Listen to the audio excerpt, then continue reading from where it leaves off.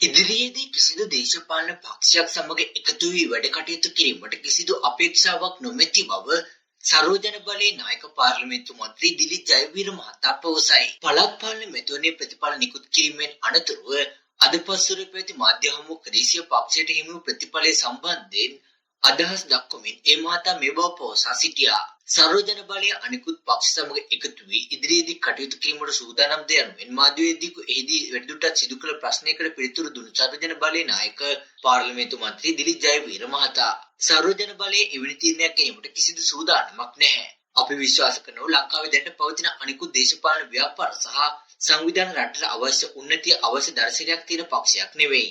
අපි ඔවුන්ව පවා උනන්දු කරවන්නේ මේ රට ඉදිරියට ගෙන යාමට පුළුවන් වුණ මෙන්න මේ වැඩපිළිවෙලට එකතු වෙන්න කියලා. මේ රටේ ව්‍යාජ දේශපාලනය, දූෂිත දේශපාලනය, පෞද්ගල දේශපාලනය මේ සියල්ලෙන් ඔබට කියපු විශාල වැඩපිළිවෙලකටයි අපි ඔවුන්ට ආරාධනා කර සිටින්නේ. ඉතින් එසේ නොමැති වෙන පටු දේශපාලන සම්ප්‍රදායික වැඩකදී අපිට ගිහිල්ලා සභාවක් පිටුවන කොටස්කරුවෙක් මේ සභාපති කෙනෙක්, උපසභාපති කෙනෙක් වෙන්න කිසිම බලාපොරොත්තුවක් නැහැ. අපි නිශ්චිත වැඩපිළිවෙලක් ඉදිරිපත් කරලා තියෙනවා. සරෝජන සභා පිටුවන්න.